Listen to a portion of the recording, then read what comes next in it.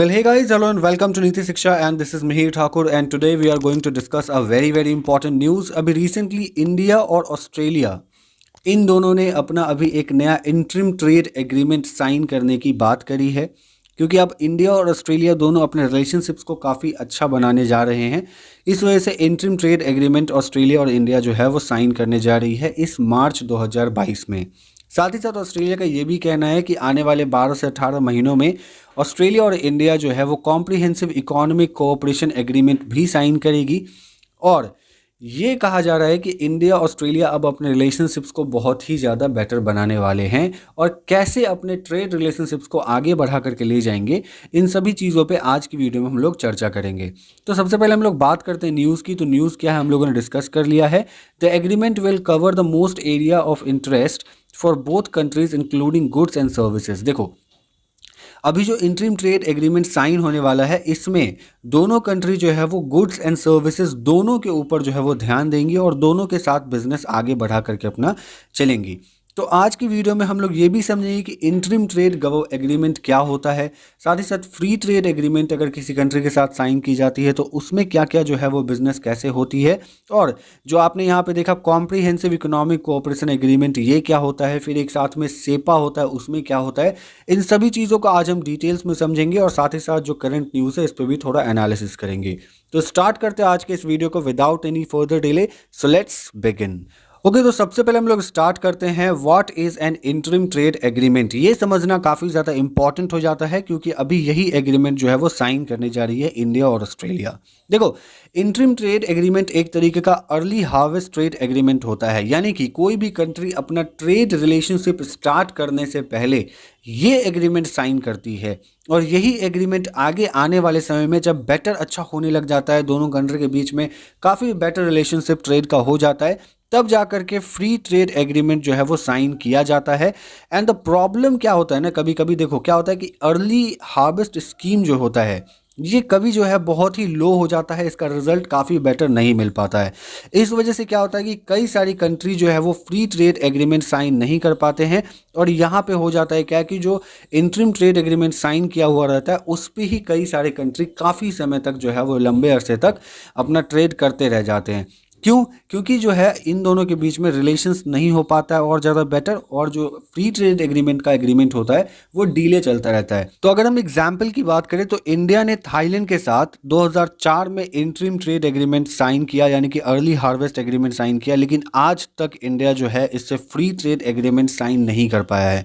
तो ये भी कई बार देखने को मिलता है कि इंटरिम ट्रेड एग्रीमेंट साइन होने के बाद जो है FTA साइन होने में काफ़ी डिले भी देखने को मिला है। इंटरिम ट्रेड एग्रीमेंट साइन करने का फ़ायदा क्या होता है? कोई भी बाईलैटरल कंट्री, यानी कि कोई भी दो कंट्री के बीच में ये एग्रीमेंट साइन होता है कुछ सर्टेन गुड्स से रिलेटेड, है ना, यानी कि टोटल बिजनेस नहीं, यानी कि कुछ सर्टेन गुड्स से रिलेटेड जो है ये एग्रीमेंट साइन किया जाता है, और उस गुड का एक्सपोर्ट और इंपोर्ट का जो है उस कंट्री के साथ बिजनेस शुरू हो जाता है। फॉर एग्जांपल, आज के डेट में इंडिया और ऑस्ट्रेलिया के बीच में इंटरिम ट्रेड एग्रीमेंट साइन किया गया कुछ गुड के ऊपर। तो मान के चलो अब इंडिया जो है ऑस्ट्रेलिया को कुछ चीज़ें एक्सपोर्ट करेगी एंड ऑस्ट्रेलिया इंडिया को कुछ चीज़ें एक्सपोर्ट करेगा। इस पे इंडिया जो है वो अपने कंट्री में ऑस्ट्रेलिया के लिए काफ़ी ज़्यादा छूट देगा, यानी कि उसके एक्सपोर्ट पे जो टैरिफ लगती है, जो कुछ टैक्सेस लगते हैं उस पे छूट देगा, रिलैक्सेशन देगा। सेम चीज़ ऑस्ट्रेलिया भी इंडिया के साथ करेगा। इससे क्या होगा कि दोनों के साथ जो बीच का बिजनेस है वो ज़्यादा बेटर तरीके से हो पाएगा और ज़्यादा फ्लेक्सिबल हो पाएगा, इसलिए ये एग्रीमेंट किया जाता है। अब अगर हम लोग बात करते हैं फ्री ट्रेड एग्रीमेंट की, it is a pact between two or more nation to reduce barrier to import the export among them. देखो, अब ये क्या है कि जो फ्री ट्रेड एग्रीमेंट होता है वो इंटरिम ट्रेड एग्रीमेंट का एक समझ सकते हो आपकी अगला स्टेज होता है ना, यानी कि इसमें जो है इंटरिम ट्रेड एग्रीमेंट सिर्फ दो कंट्री के बीच में होता है, लेकिन फ्री ट्रेड एग्रीमेंट दो या दो से अधिक कंट्री के बीच में भी हो सकता है, और इसमें भी जिस भी कंट्री के साथ मान के चलो FTA साइन किया गया है उसके साथ जो बिजनेसेस होगी, इंपोर्ट एक्सपोर्ट जो भी होगा, उस पे जो बैरियर्स हैं वो कम किया जाएगा, ख़त्म किया जाएगा। बिजनेस में जितने भी टैरिफ होते हैं, टैक्सेस, कोटा वगैरह जो लगाया जाता है उस पे रिलैक्सेशन दी जाती है ना। उस पे जो है वो और ज़्यादा छूट दी जाती है, फ्री ट्रेड पॉलिसीज़ बनाई जाती है गुड्स एंड सर्विसेज की, ताकि कंट्री के अंदर जो भी बिजनेसेस है कंट्री के बीच में वो अच्छा होता रहे। And across international border with little or no government tariff quota subsidies no or prohibition to inhibit their exchange. देखो यहाँ पे क्या होता है कि किसी भी तरीके का टैरिफ कोटा सब्सिडीज प्रोहिबिशन नहीं लगा होता है। एफटीए में बिजनेस अगर कोई होगी तो उसमें जो है किसी भी तरीके का ऐसा टैक्सेस नहीं दिया जाता है। एक चीज़ यहाँ पे और इम्पॉर्टेंट जो देखने वाली है कि फ्री ट्रेड एग्रीमेंट जो होता है वो अपोजिट होता है ट्रेड प्रोटेक्शनिज्म के अगेंस्ट। यानी कि ट्रेड प्रोटेक्शनिज्म क्या होता है? ट्रेड प्रोटेक्शनिज्म होता है कि किसी भी कंट्री के अंदर में कोई चीज़ प्रोडक्ट बन रही है या बिजनेस हो रहा है तो वो कंट्री उस प्रोडक्ट को ग्लोबली नहीं पहुंचाना चाहेगी। वो चाहेगी कि उस कंट्री का प्रोडक्ट उसी के कंट्री में बिजनेस हो, उसी के कंट्री में बिके और वहीं पे बिजनेस कंडक्ट किया जाए। यानी कि कोई भी कंट्री अपने कंट्री के बिजनेस को ग्लोबल नहीं ले जाना चाहेगी, उसको हम ट्रेड प्रोटेक्शनिज्म कहते हैं। इसको इकोनॉमिक आइसोलेशन भी कहा जाता है कि इकोनॉमी जो है वो कंट्री के अंदर ही रह जाती है, कंट्री जो है वो ग्लोबलाइजेशन को नहीं अपनाता है। ये जो है एफटीए कहीं ना कहीं इसके अगेंस्ट में माना जाता है। देखो एफटीए जो है वो कैटेगराइज होता है किसी भी चीज़ के ऊपर जो कि एक ब्रॉडर वे होता है किसी भी बिजनेस के ऊपर। लेकिन सीएसीए जो है या कॉम्प्रिहेंसिव इकोनॉमिक पार्टनरशिप एग्रीमेंट जो है ये क्या है?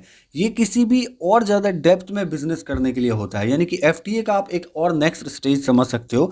इस पे किसी भी बिजनेस के ऊपर और डेप्थ में और कॉम्प्रिहेंसिव वे में जो है वो बिजनेस की जाती है। अगर हम करंट ट्रेड रिलेशंस की बात करें इंडिया ऑस्ट्रेलिया के बीच में, देखो करंट ट्रेड रिलेशन जो है वो इंडिया ऑस्ट्रेलिया के बीच में है अभी 12.5 बिलियन यूएस डॉलर का इस बार फाइनेंशियल ईयर 2021 में रहा है।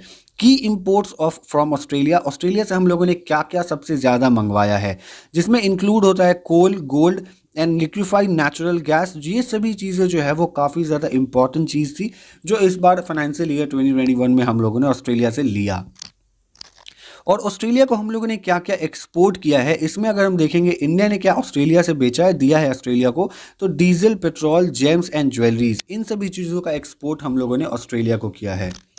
तो ये करंट ट्रेड जो है वो रिलेशन है अभी ऑस्ट्रेलिया के साथ। लेकिन जैसे इंटरिम ट्रेड एग्रीमेंट साइन हो जाएगी वैसे हम लोगों ने देखने को मिलेगा कि जो ऑस्ट्रेलिया के साथ बिजनेस है हमारा वो और ज़्यादा बेटर होता दिखेगा अपने लोगों को। देखो अब ये एग्रीमेंट साइन होने के बाद ऑस्ट्रेलिया और इंडिया के बीच में क्या क्या अपॉर्चुनिटीज़ हमें देखने को मिलेंगी। देखो एग्रीमेंट जब साइन होगा तो ऑस्ट्रेलिया के साथ ये चीज़ बात हुई है कि काफ़ी ज़्यादा फोकस किया जाएगा mining, pharmaceuticals, health, education, renewable resources and railways, James, jewelleries, tourism, defence and textile, इसके ऊपर काफ़ी फोकस्ड बिजनेस किया जाएगा। इंडिया के अंदर में जो स्टूडेंट्स हैं उनको काफ़ी ईजियर हो जाएगा ऑस्ट्रेलिया का वीज़ा मिलना, क्योंकि देखो इंडिया के पास जो है वो मैन पावर काफ़ी ज़्यादा है। तो इंडिया का शुरू से मोटिव रहता है कि ये सर्विस सेक्टर के ऊपर काफ़ी ज़्यादा फोकस कर करके चले। तो ऑस्ट्रेलिया को अगर कोई चीज़ प्रोवाइड किया जाएगा इंडिया की तरफ से तो हम लोगों ने सर्विस सेक्टर पे काफ़ी ज़्यादा ध्यान देना है।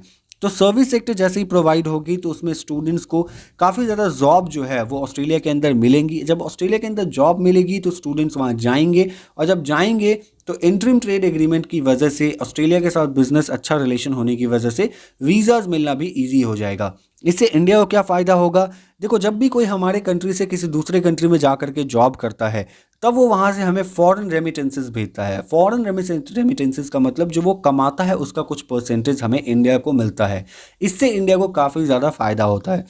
ऑस्ट्रेलिया जो है वो इंडिया के अंदर में अपने मार्केट एक्सेस जो है वो पाएगा। किस भी तरह से ऑस्ट्रेलिया चाहता है कि ऑस्ट्रेलियन वाइन्स जो है, ऑस्ट्रेलिया का एग्रीकल्चरल प्रोडक्ट्स जो है वो इंडिया के अंदर में लार्ज स्केल पे प्रोड्यूस हो, जो कि आज के डेट में नहीं हो रहा है। और इंडिया और ऑस्ट्रेलिया के बीच में एमओयू भी साइन किया गया है, यानी कि मेमोरेंडम ऑफ अंडरस्टैंडिंग। इसमें यह दिया गया है कि जो टूरिज्म होगा इंडिया और ऑस्ट्रेलिया के बीच का वो और ज़्यादा प्रमोट किया जाएगा, ताकि जो लोग हैं इंडिया के वो ऑस्ट्रेलिया आराम से घूम करके आ सके और ऑस्ट्रेलिया के लोग भी इंडिया आ सकें। उन लोगों को किसी भी तरीके का कोई भी यहाँ पे दिक्कत देखने को ना मिले, चाहे वो पासपोर्ट से रिलेटेड हो, वीज़ा हो, या किसी भी अदर डॉक्यूमेंटेशन या फिर किसी भी फिजिकली प्रॉब्लम भी उनको झेलना ना पड़े। देखो इस एग्रीमेंट के बाद जो है वो दोनों कंट्री के बीच में जो कोऑपरेशन है वो और ज़्यादा डीपर होगा, यानी कि रिलेशंस हमारा और ज़्यादा बेटर होगा। और यहाँ से हम लोगों ने ऑस्ट्रेलिया से काफ़ी जो है क्रिटिकल मिनरल्स और रेयर अर्थ मटेरियल्स जो है, अर्थ एलिमेंट्स जो है वो हमको मिलेंगी, जिससे इंडिया को भी काफ़ी ज़्यादा फ़ायदा हो सकता है। Which are critical to the future industries including renewable energy and electrical vehicles.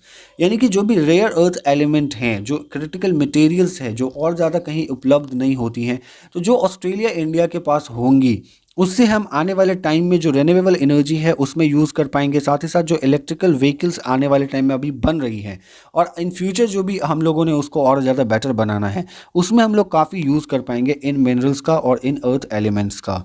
अब हम लोग बात करेंगे कि इस एग्रीमेंट का क्वाड के ऊपर में क्या इम्पैक्ट पड़ेगा।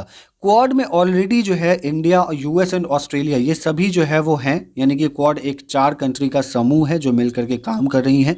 अभी क्वाड का जो लास्ट मीटिंग हुआ था रिसेंटली, वो हेल्ड हुआ था ऑस्ट्रेलिया के मेलबर्न के अंदर में हुआ था। यहाँ पे एक चीज़ और देखने वाली बात है कि जो क्वाड का फुल फॉर्म होता है वो क्वाड्रिलेटरल सिक्योरिटी डायलॉग है। इसमें US, Japan and Australia, India ये सभी मिलकर के काम करते हैं, बिजनेस करते हैं। यहाँ पे इंपॉर्टेंट ये है कि ऑस्ट्रेलिया का यूएस और जापान के साथ already free trade agreement sign हो चुका है। अभी सिर्फ इंडिया बचा हुआ है और इंडिया के साथ भी अगर फ्री ट्रेड एग्रीमेंट साइन हो जाता है, जैसा कि हमें देखने को मिल रहा है कि 18 से 20 महीने के अंदर में ये चीज़ भी हो जाएगा, तब ये देखने को मिलेगा कि हमारा रिलेशन इस क्वाड कंट्री के साथ और ज़्यादा बेटर हो जाएगा, यूएस, जापान, ऑस्ट्रेलिया के साथ। और ऑस्ट्रेलिया का भी इन सभी कंट्रीज़ का जो रिलेशन है वो और ज़्यादा बेटर हो पाएगा। तो ये काफ़ी बेटर न्यूज़ है कि अब ऑस्ट्रेलिया जो है एफटीए साइन करने जा रही है इंडिया से। अब अगर हम लोग बात करते हैं कि इंडिया आज के डेट में करेंटली कितने कंट्रियों के साथ एफटीए कर रहा है, एफटीए साइन किया हुआ है, तो इंडिया जो है आज के डेट में free trade agreement UAE, UK, Canada, European union और इजराइल, इन सभी चीज़ के साथ जो है वो फ्री ट्रेड एग्रीमेंट का साइन कर चुका है। अभी ऑस्ट्रेलिया के साथ बात हो रही है। India is also looking to complete early harvest agreement with UAE and the UK in the first half of 2020। यानी कि देखो, अर्ली हार्वेस्ट एग्रीमेंट जो है वो यूएई और यूके के साथ इंडिया अभी जो है वो कंप्लीट इस 2022 में कर ही लेगा।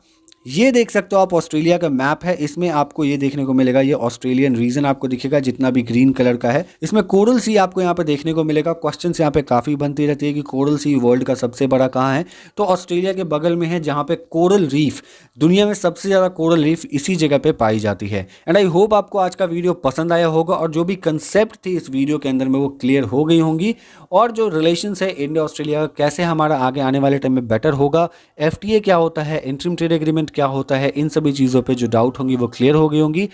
अगर किसी भी तरीके का डाउट रहेगा आप हमें कमेंट बॉक्स में पूछ सकते हैं। I will definitely try to solve your queries. And अगर वीडियो पसंद आए तो लाइक जरूर कर देना, जितना हो सके उतना शेयर करो। See you in the next one, good bye, take care. Mahesh Thakur signing of.